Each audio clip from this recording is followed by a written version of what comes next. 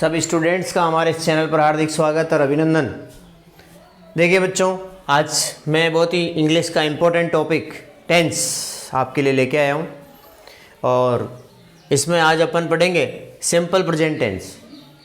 Simple present tense के अंदर affirmative sentence, negative sentence, interrogative sentence and interrogative negative sentence के बारे में अपन पढ़ने जा रहे हैं। इसके कुछ इंपॉर्टेंट रूल्स आपको पढ़ाए जाएंगे। प्रतियोगी परीक्षाओं में प्रश्न किस प्रकार से आते हैं, क्वेश्चंस किस प्रकार से आते हैं और आपके जो लोकल एग्ज़ाम है उनमें किस प्रकार से क्वेश्चंस आते हैं, उन सब के बारे में बताने जा रहा हूँ। ये वीडियो हर क्लास के लिए इम्पोर्टेंट है। ये उन प्रतियोगी परीक्षाओं के लिए भी इम्पोर्टेंट है जो भी तैयारी कर रहे हैं, जो चाहे रीट की तैयारी कर रहे हैं, चाहे एसआई की तैयारी कर रहे हैं या आरपीएससी का कोई भी एग्ज़ाम हो। टेंस से संबंधित कोई क्वेश्चन आता है तो उसमें ये वीडियो आपके लिए कारगर रहेगा। तो आप ध्यान से देखिए और आप अपने नोट्स बना लीजिए। हमारे इस चैनल को आपने अभी तक लाइक नहीं किया तो लाइक कर लीजिए, अपने मित्रों तक इसको शेयर कर दीजिएगा और इसको यदि चैनल को आपने सब्सक्राइब नहीं किया तो सब्सक्राइब कर दीजिएगा। बेल आइकन जरूर दबाइए। सिंपल प्रेजेंट टेंस, इसको प्रेजेंट इंडेफिनिट टेंस भी कहते हैं, प्रेजेंट सिंपल टेंस भी कहते हैं, है ना। तीनों नाम से हैं। सिंपल प्रेजेंट टेंस पढ़ रहे हैं तो समझ लीजिएगा। सबसे पहले तो हम, क्योंकि हिंदी भाषी लोग हैं, हिंदी में कैसे पहचान करेंगे कि वो प्रेजेंट सिंपल टेंस है, तो सबसे पहले इसको जानना ज़रूरी है कि यह टेंस की पहचान कैसी होगी हिंदी में। तो ये हिंदी में इसकी पहचान होगी यदि हिंदी वाक्यों के अंत में ता है, ती है और ते है आता है तो वो प्रेजेंट सिंपल टेंस होगा, है ना। जैसे वह विद्यालय जाता है, ता है। हम गाना गाते हैं, ते हैं। वह बाजार जाती है, ती है। यानी कि हिंदी वाक्यों के अंत में यदि ता है, ती है, ते है आता है तो वह प्रेजेंट सिंपल टेंस होगा। अब देखिए, इंग्लिश में कुछ एडवर्बियल्स हैं जिनसे भी ये टेंस पहचाना जाता है। यदि वाक्य में always, never, usually, generally, often, everyday, every month, every year, daily, seldom भी आता है इसके अंदर, सेल्डम इत्यादि यदि आते हैं, एटीसी एटसेट्रा, तो समझ लीजिए कि वो प्रेजेंट सिंपल टेंस का सेंटेंस है। तो दोनों वाक्य समझ गए। हिंदी वाक्यों के अंत में ता है, ती है, ते हैं आता है तो प्रेजेंट सिंपल टेंस होगा। यदि इंग्लिश में इसकी पहचान करना चाहे, always, never, usually, generally, often, everyday, every month, every year, daily, seldom etcetera. अब आते हैं, इसमें 4 प्रकार के वाक्य अपन पढ़ने जा रहे हैं, है ना। पहला है अफर्मेटिव सेंटेंस। इसको हिंदी में सकारात्मक वाक्य भी कहते हैं, अफर्मेटिव सेंटेंस। अब इस अफर्मेटिव सेंटेंस का निर्माण कैसे होता है, तो इसके 2 ऐसे सूत्र हैं। सिंपल है, सब्जेक्ट, वर्ब और ऑब्जेक्ट। तो ध्यान रखें, प्रेजेंट सिंपल टेंस में हमेशा वर्ब की फर्स्ट फॉर्म काम में आती है, first form of the verb काम आएगी। तो आप ध्यान रखना, प्रेजेंट सिंपल टेंस में फर्स्ट फॉर्म आएगी। अब इसमें क्या है कि सिंगुलर सब्जेक्ट के साथ और प्लूरल सब्जेक्ट के साथ थोड़ा सा चेंज हो जाता है। जब सिंगुलर होता है तो सिंगुलर के साथ क्या होता है, सिंगुलर के साथ एस अथवा एस लग जाता है और प्लूरल के साथ एस अथवा एस नहीं लगता है। अब प्लूरल वर्ब, ये जो सब्जेक्ट है इसमें हम लेते हैं आई, वी, यू और दे। ये जो सब्जेक्ट है इनके साथ एस अथवा एस वर्ब में नहीं लगेगी। और सिंगुलर की बात करते हैं तो ही, सी, इट और किसी भी व्यक्ति का नाम, ही, सी, इट, नेम के साथ हम वर्ब की फर्स्ट फॉर्म लगाते हैं और फर्स्ट फॉर्म के साथ एस अथवा एस लगाते हैं। अब किस किस के साथ एस अथवा एस लगता है ये भी बता देते हैं। जैसे जिस वर्ब के अंत में ध्यान रखना ओ आ जाए, एक्स आ जाए, सी एच आ जाए, एस एच आ जाए, डबल एस आ जाए तो हमें ई एस लगाना है, बाकी के साथ एस लगेगा। चलो देख लेते हैं ये सूत्र। यदि वाक्य का सब्जेक्ट देखना आपको, जैसे यहाँ ये एक सेंटेंस है, बहुत अच्छी तरीके से समझा रहा हूँ। ये एक सेंटेंस है, राम विद्यालय जाता है। राम विद्यालय जाता है, राम को देखेंगे कि ये कौन सा सब्जेक्ट है, ये सिंगुलर है या प्लूरल है। तो राम चूंकि यहाँ आ रहा है ही, सी, इट और नेम, किसी भी व्यक्ति का नाम यदि आता है तो वो सिंगुलर में काउंट होगा।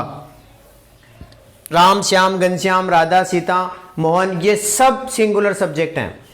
तो सिंगुलर सब्जेक्ट के साथ हमें सूत्र लगाना है, ये वाला सूत्र भी इसमें कुछ भी नहीं है, सब्जेक्ट के बाद वर्ब आता है। इंग्लिश और हिंदी में अंतर ही यही है। देखिए अपन यदि हिंदी के अनुसार बनाएंगे तो हमारा वाक्य गलत हो जाएगा। जैसे हम यदि हिंदी के अनुसार बनाएं तो ये राम, ये विद्यालय का हो गया स्कूल, और ये हो गया गो, तो ये वाक्य क्या हो गया, गलत हो गया।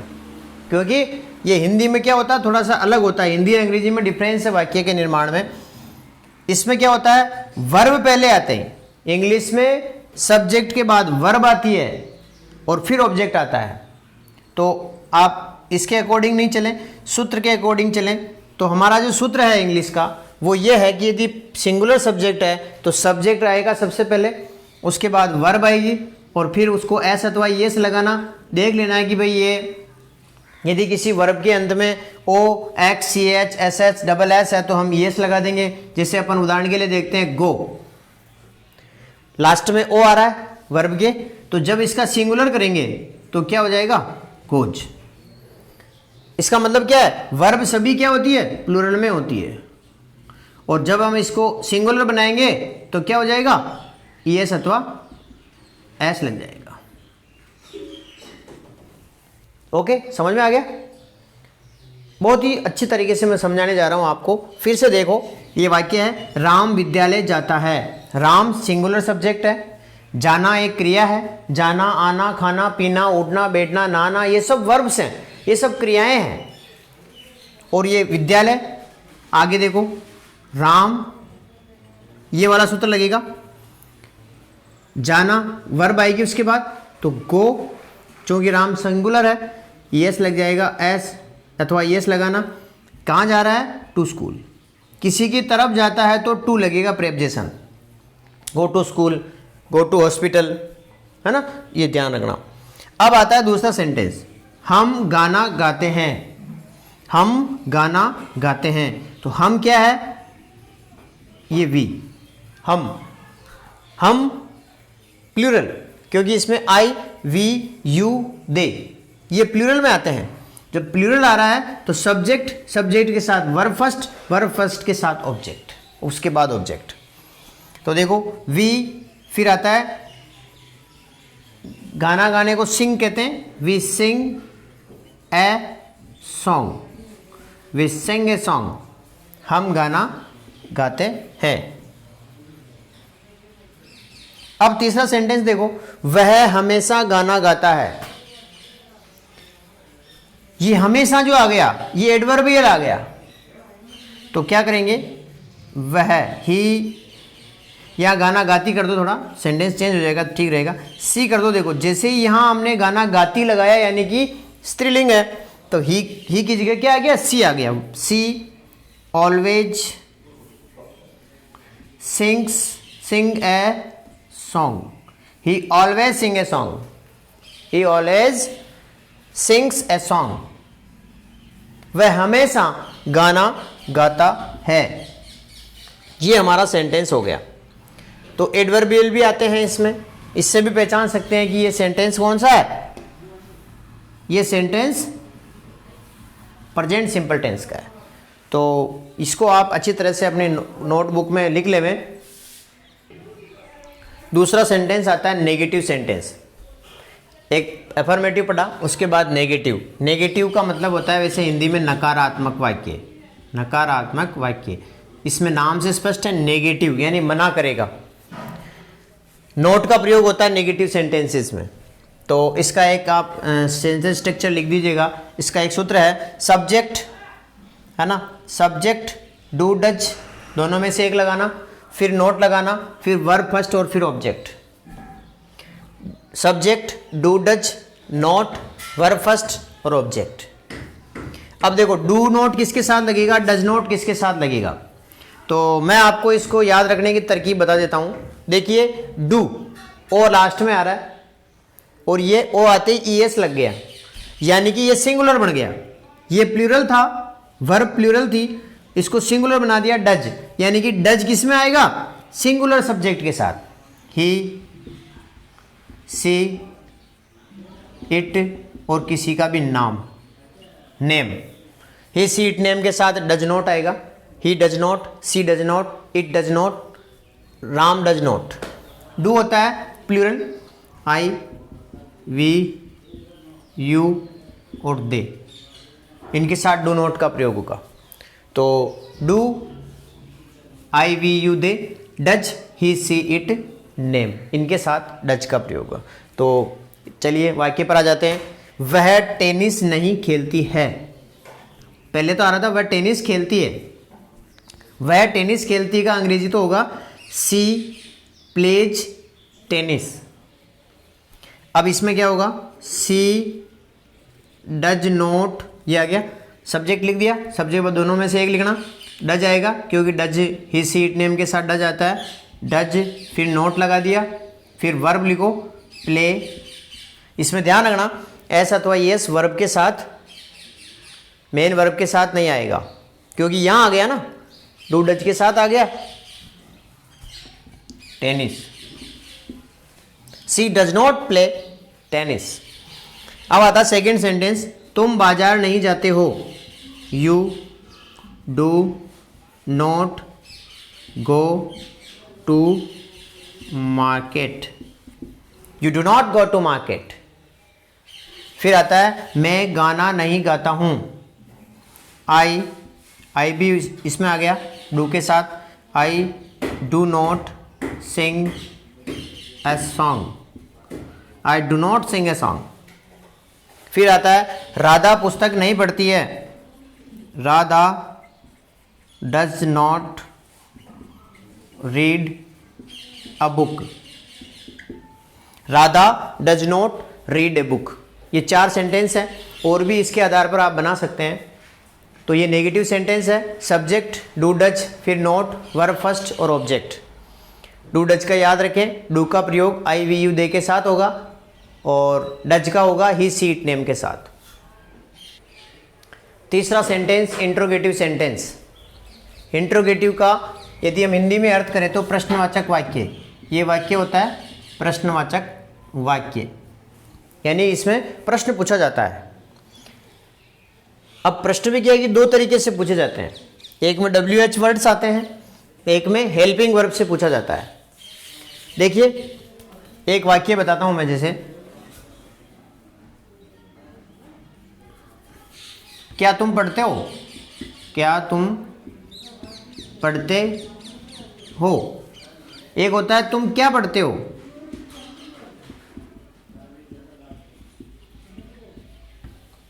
दो वाक्य कितना आप इसको समझो। बहुत से बच्चे कहते हैं कि सर क्या को हम वार्ड से शुरू कर देते हैं। बहुत से जब क्या स्टार्टिंग में आता है तो वार्ड से शुरू कर देते हैं, जो कि कंफ्यूजन रहता है। कंफ्यूजन इसमें इस माध्यम से आपका दूर हो जाएगा कि क्या तुम पढ़ते हो, इसका आंसर क्या होगा? क्या तुम पढ़ते हो, हाँ या ना, यस या नो में यदि किसी का जवाब आता है तो समझ लेना कि ये डू डज से इसका वाक्य बनेगा। यदि इसमें किसी के बारे में पूछा है, तुम क्या पढ़ते हो? मैं ये पढ़ता हूं, हिंदी पढ़ता हूं, रामायण पढ़ता हूं, महाभारत पढ़ता हूं, ये पढ़ता हूं। क्या पढ़ते हो उसके बारे में पूछा गया है तो इसमें WH वर्ड आएगा, वाट आएगा, ध्यान रखना। अब देखो इसका स्ट्रक्चर देख लो। इंट्रोगेटिव सेंटेंस कैसे बनता है? सबसे पहले डू डज आता है। प्रेजेंट सिंपल की बात कर रहे हैं अपन, सिंपल प्रेजेंट की। डू डज पहले आता है, इनमें से दोनों में से एक आएगा, सब्जेक्ट वर्ब फर्स्ट और ऑब्जेक्ट आ जाएगा। वाक्य क्या वह पुस्तक पढ़ती है? हर वाक्य बदल रहा, देखो इसमें इंट्रोगेटिव आ गया, प्रश्नवाचक चिन्ह लगाना अनिवार्य है। तो इसमें क्या हो जाएगा? क्या वह पुस्तक पढ़ती है? वह आ रहा, सब्जेक्ट पकड़ो, वह सिंगुलर है तो डज आ जाएगा, पहले बता दिया गया है। डज सी आ गया, पढ़ना को रीड कहते हैं, a book. Does she read a book, ये आ गया। Do does subject verb first और ऑब्जेक्ट, तो does C read a book. फिर आता है क्या हम गाना गाते हैं? तो वही हम को देखा हमने, हमको देखा हमने तो डू आया, क्योंकि हम क्या है, वी है। वी क्या है, बहुवचन है, बहुवचन का वाक्य है, बहुवचन का सब्जेक्ट है तो डू आएगा। फिर आता है डू के बाद सब्जेक्ट वी, ये आ गया वी। फिर आता है वर्ब सिंग, फिर a song. Do we sing a song. अब आता है WH वर्ड्स। वॉट, ये कौन कौन से होता है WH words? What, why, when, W और S से शुरू होने वाले क्वेश्चन वाले जो सेंटेंस होते हैं, जो जिससे क्वेश्चन पूछे जाते हैं, वो WH वर्ड होते हैं। वॉट क्या, वाई क्यों, वेन कब, हु कौन, हुज किसका, हुम किसे किसको, हाउ कैसे, हाउ मनी कितने, संख्या में, हाउ मच मात्रा में कितनी। तो ये WH वर्ड्स हैं। इनको भी इंट्रोगेटिव में अपन कैसे वाक्य बनाते हैं, जैसे इसका एक सूत्र याद कर लीजिए। WH वर्ड पहले आता है, फिर हेल्पिंग वर्ब आती है, यानी डू डज आएगा, फिर सब्जेक्ट, फिर वर्ब फर्स्ट और फिर ऑब्जेक्ट और क्वेश्चन मार्क आएगा। राम क्या पढ़ता है, क्या आ गया, बीच में आ गया क्या, और ये किसी के बारे में पूछता है तो व्हाट, फिर राम आ रहा है तो डज आ जाएगा। What does Ram read. तुम कब जाते हो, वेन डू, क्योंकि तुम आ गया तो डू आ जाएगा। वेन डू यू गो, तुम कब जाते हो। ये है अपना इंट्रोगेटिव सेंटेंस। आप अच्छी तरह से इसको नोट कर लो। इंट्रोगेटिव नेगेटिव सेंटेंस, इसमें इंट्रोगेटिव भी होता है, नेगेटिव भी होता है ना। इंट्रोगेटिव नेगेटिव यानी कि क्वेश्चन मार्क भी आएगा, नोट भी आएगा। तो इसका सेंटेंस स्ट्रक्चर देख लीजिएगा। डू डज दोनों में से एक आएगा, फिर सब्जेक्ट, फिर नॉट, फिर वर्ब फर्स्ट, फिर ऑब्जेक्ट। तो देखिए क्या, तुम आप सबसे पहले सब्जेक्ट देखेंगे, यू है, यू प्लूरल है तो डू आ जाएगा। डू यू, ये आ गया, ये आ गया, फिर नोट लगा दो। Do you not, verb first, sing a song. Do you not sing a song. ऐसे ही क्या वह बाजार नहीं जाती है, वह लड़की है तो does she not go to market. फिर आता है क्या मोहन क्रिकेट नहीं खेलता है, क्या मोहन क्रिकेट नहीं खेलता है। Mohan does Mohan not play cricket. Does Mohan not play cricket. ये 3 सेंटेंस हैं, इसके माध्यम से और आप बना सकते हैं। ये है चारों सेंटेंस। अब अपन चारों सेंटेंस की जब तुलनात्मक करते हैं तो चारों प्रकार के सेंटेंस कैसे बनते हैं, जैसे देखो यहाँ बना देते हैं, राम विद्यालय जाता है, एक सेंटेंस, ये अफर्मेटिव हो गया। फिर कहते हैं राम विद्यालय नहीं जाता है। फिर आता है क्या राम विद्यालय जाता है। चौथा, क्या राम विद्यालय नहीं जाता है। 4 वाक्य हो गए, affirmative, negative, interrogative, interrogative, negative. Ram विद्यालय जाता है, राम विद्यालय नहीं जाता है, क्या राम विद्यालय जाता है, क्या राम विद्यालय नहीं जाता है। इसका सेंटेंस बनाओ, राम गोज टू स्कूल। फिर क्या होगा, राम विद्यालय नहीं जाता है, Ram does not go to school. याद रखना यहाँ गोज आ रहा है, यहाँ गो आएगा, क्योंकि हमने ऐसी एस अथवा एस का प्रयोग कर लिया है। क्या राम विद्यालय जाता है, does Ram go to school, question mark. Ram विद्यालय नहीं जाता है, क्या राम विद्यालय नहीं जाता है, does Ram not go to school. तो ये चारों सेंटेंस अपन ने पढ़ लिए प्रेजेंट सिंपल टेंस के। अब इनके क्या है कि एग्जाम में किस प्रकार से क्वेश्चन आते हैं, ये गोल्डन रूल्स किस प्रकार के हैं, ये अपन अगले नेक्स्ट वीडियो में पढ़ेंगे। तब तक आप इनको अच्छी तरह से याद कर लीजिएगा। नेक्स्ट वीडियो बहुत जल्दी मेरा आने वाला है, ताकि उसमें हम गोल्डन रूल्स बताएंगे, आपके नियम बताएंगे, किस किस नियम के तहत हम वाक्य में पहचान सकते हैं और किस प्रकार से इनका प्रयोग एग्जाम में करते हैं। जो कॉम्पिटिशन्स हैं, कोई सी भी प्रतियोगी परीक्षा है, उसमें किस प्रकार से प्रश्न पूछे जाते हैं, उन सब के बारे में अगला वीडियो आने वाला है। Thanks a lot.